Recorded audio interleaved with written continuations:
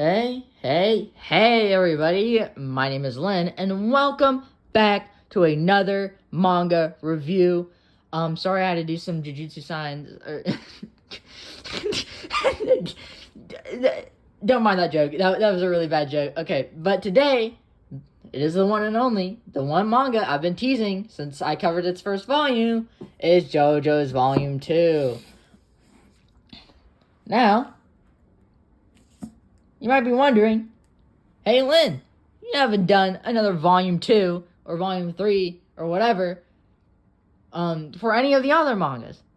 So consider this one a first in this series, a first Volume 2. Getting a look at the cover, dope cover. I don't think it's as cool as the Volume 1 cover. But I do think seeing Mountain Tim and Gyro, as well as Johnny in the back there with sunflowers, is pretty sick.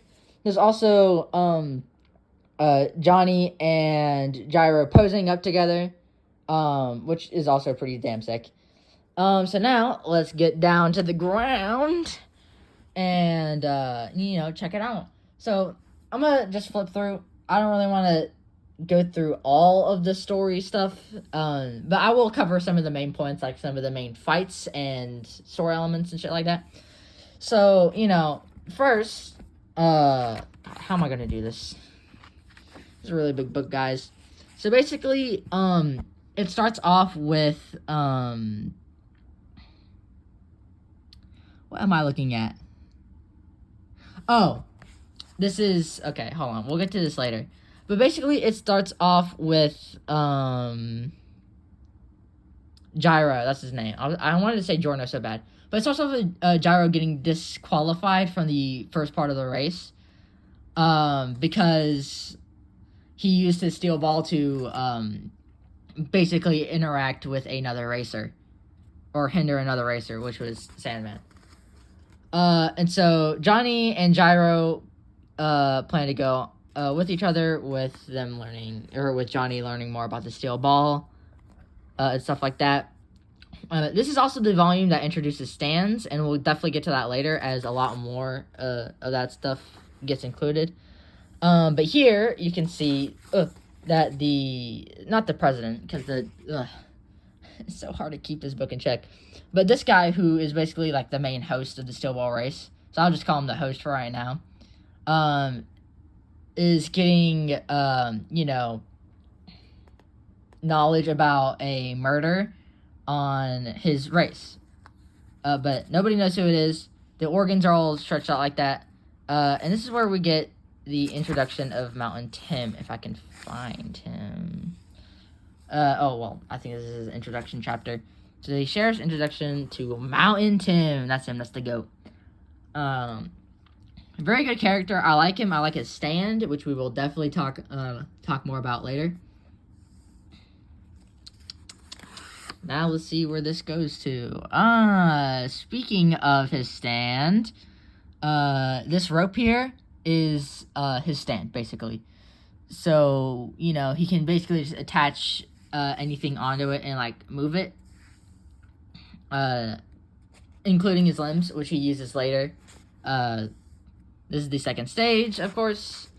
They start racing and stuff like that. So they do all this. And yeah, so this is their first fight, right? This guy right here.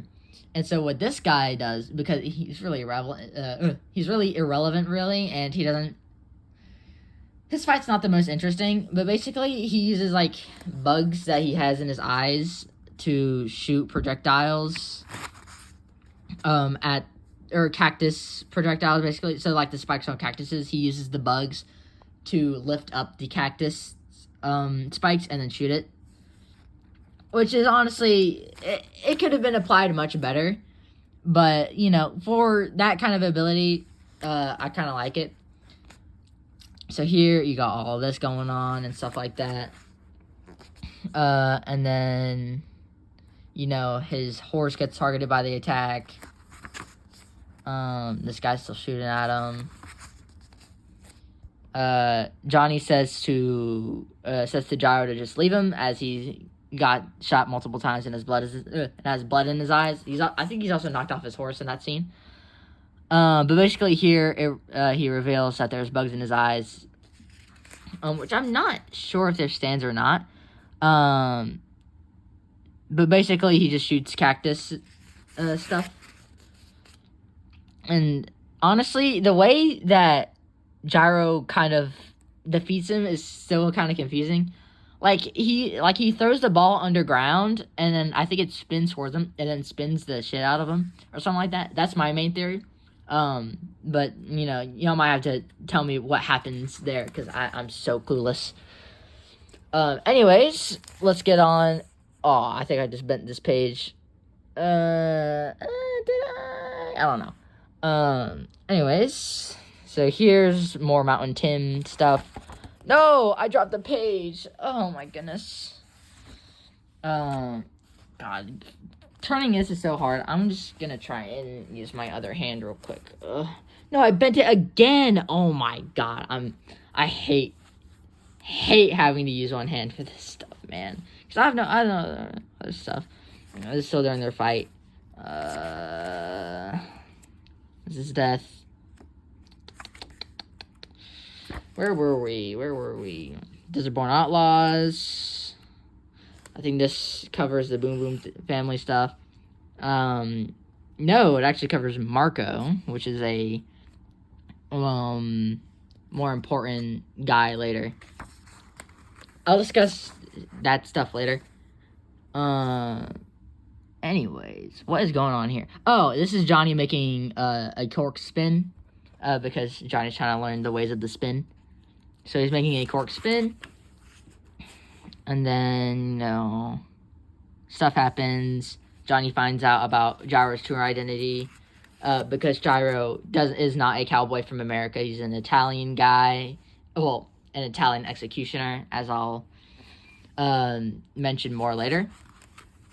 And then this is a Boom Boom guy. He's asking for help. They don't trust him. And he ends up getting their blood, or his blood, on them, which triggers a stand ability. Basically. And it's this whole fight. And it's a whole family, really. So, they're doing all this. He has a metal jaw. We see that Gyro has spikes coming out of his feet. And basically they control iron. I'm pretty sure it is. It's just iron. And in this chapter, I think Mountain Tim joins the fray. Or maybe it's 3. I forgot.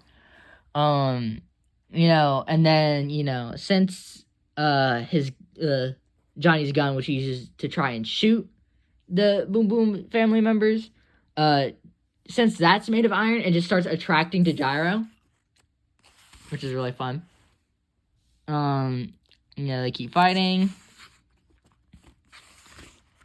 I keep dropping the pages, and it's gonna annoy me again. What's going on here? I'm looking for a very specific page.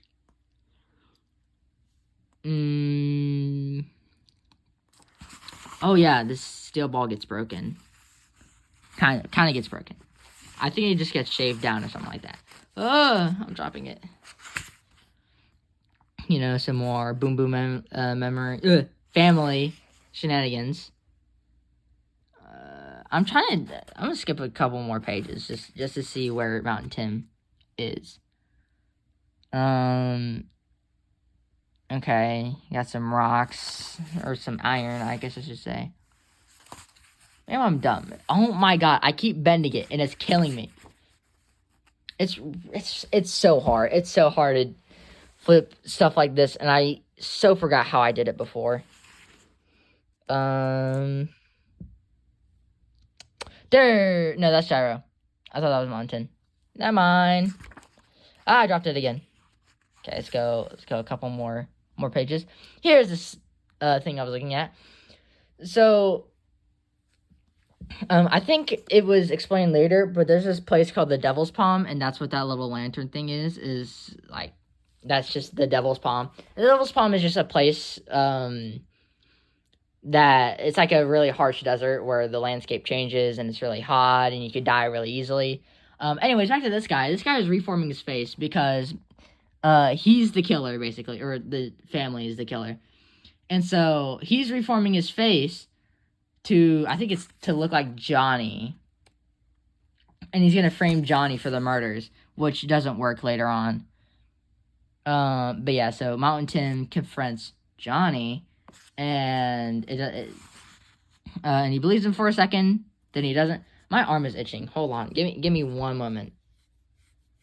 All right. I have scratched thy itch. What is going on here? Oh, I think Cowboy Tim has the wrong Johnny, right? And so he puts his fingers on there. Actually, he has the right Johnny. That is not Johnny. He ends up figuring them out and stuff like that. More shenanigans with the rope stand thingy. Anyways, I'm gonna cut to a later fight because it's a lot more interesting. And plus, I'm so tired of scrolling on this fight. Basically, how they win is Johnny gains a stand with his fingernails and stuff. I'll see if I can try to find it. Yeah, here basically. So he gets his foot cut in half by the fingernails, which you can see there. After Cowboy Tim, Gyro, and Johnny all get, because iron's in their blood, they basically attract each other and they start ripping each other apart, basically. And then Johnny used his fingernails to split this guy in half, which is really sick in my opinion.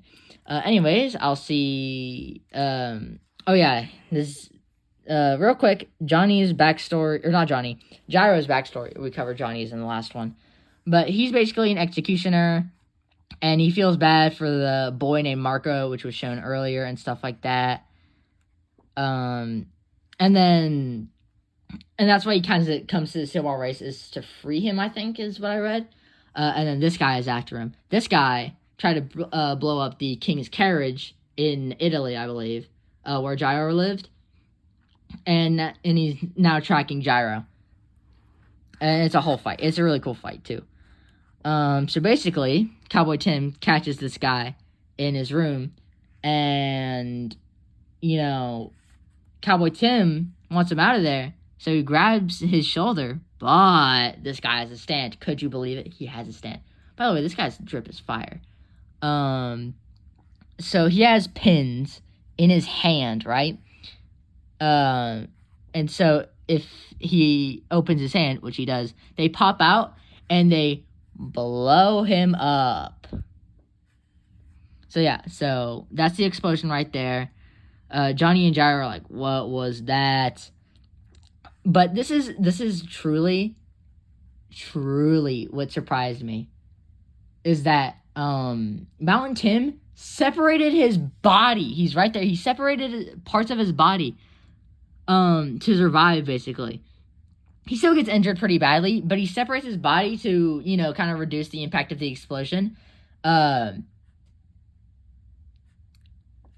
I don't know if he ends up dying or not. I don't remember. I think he taps out, but I guess I'll find out in Volume 3 to get a solution to my theory, but maybe he types out. I don't know. I don't remember him in any later scenes in the manga. But we'll find out. We'll find out soon enough. We'll find out. Don't you worry. Basically, Mountain Tim warns Gyro this guy's after him. This guy grazes Gyro's hand. And now he has bombs. Basically, these clocks are just bombs. That's just how I kind of remember them, was those pins are just bombs. Basically, just Yoshikage Kira's ability, but better. Anyways, so Gyro is trying to figure out how to get these balls, not balls, how to get these pins off of him. And Mountain Tim tells him not to open his hand, because if he does, the pins are going to spring out and his entire hand is going to explode. right? Or his body's gonna explode.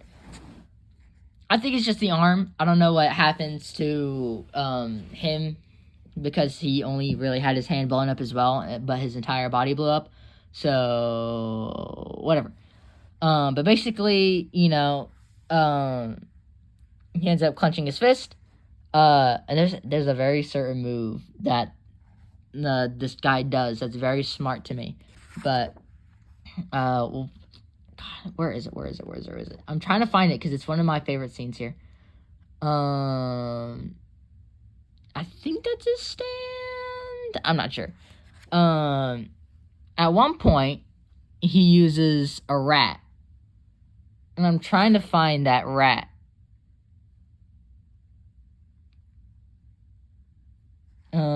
One of the pins ends up popping out, but he ends up putting it back in or something like that. Or just ends up making a very small explosion. I'm so confused. Was the rat not here? I think this is after the rat. God, all the scenes I want to see in this, I just end up skipping past. But I'm not moving back. But basically, he uses a rat or he has bombs on a rat. Like these little clock things right here, which we'll get to what that is in a second. But he uses those bombs. He puts it on a rat to try and attack Gyro and explode him. But it doesn't work. Clearly. So basically, now the bombs are attached to Gyro's sweat and are falling out of his fingers. And then once they do, he ends up throwing his steel ball, and his fingers end up exploding, but they don't. Hits it in his neck, but he survives, and he ends up redirecting the blow with his spin to his leg, which was so sick to me. I did not see that coming whatsoever, unlike part 4, where that entire part is just predictability. Anyways, so they end up so Johnny and Gyro end up having a conversation about who's going and who's not. They still end up chasing him.